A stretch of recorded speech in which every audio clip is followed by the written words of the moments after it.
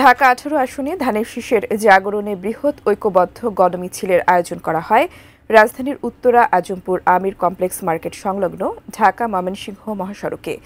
বৃহস্পতিবার দুপুর ৩টায় শুরু হওয়া এই গণমিছিলে এলাকা জুড়ে উৎসবমুখর পরিবেশ সৃষ্টি হয়।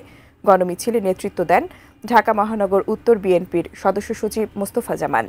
তিনি বলেন, ধানের শীষ আজ জনগণের আকাঙ্ক্ষার প্রতীক। এই গণমিছিল প্রমাণ করে ঢাকা ১৮-এর মানুষ পরিবর্তন চায়। আমরা বিএনপি দুঃসময়ে ছিলাম, দুঃসময়ের কর্মী। আমরা দুঃসময়ে, এটাও আমাদের দুঃসময়, আমাদের সরকার নাই। আমরা সবাই মিলে ধানের শীষের সাথে থাকবো ইনশাল্লাহ। এই প্রতিশ্রুতি দেন আপনারা সবাই। আমরা সবাই ধানের শীষের পক্ষে ঐক্যবদ্ধ হয়েছি। ধানের শীষ বাংলাদেশের উন্নয়নের প্রতীক। ধানের শীষ শহীদ রাষ্ট্রপতি জিয়াউর রহমানের প্রতীক। ধানের শীষ খালেদা জিয়া জনাব তারেক রহমানের প্রতীক। আমরা ধানের শীষের পক্ষে আছি, ছিলাম এবং থাকবো ইনশাআল্লাহ। আপনাদের সকলের দোয়া চাই। বন্ধুগণ, আজকে আমরা সমবেত হয়েছি, আমরা ঐক্যবদ্ধ হয়েছি ধানের শীষের জন্য। কফিলের জন্য আমি আসি নাই, আমার জন্য কফিল আফাজ সেগুন আসি নাই।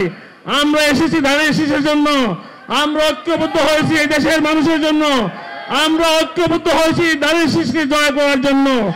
যাকে ধানের শীষ দেওয়া হবে, আমরা তার জন্য প্রাণপণ যুদ্ধ করে তাকে উইন করাবো।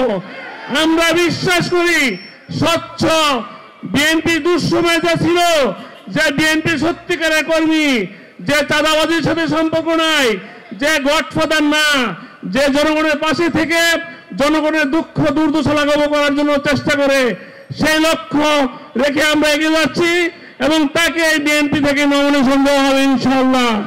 জনগণ যার সঙ্গে আছে, পার্টির ভারপ্রাপ্ত চেয়ারম্যান তারেক রহমান তার সঙ্গে আছে।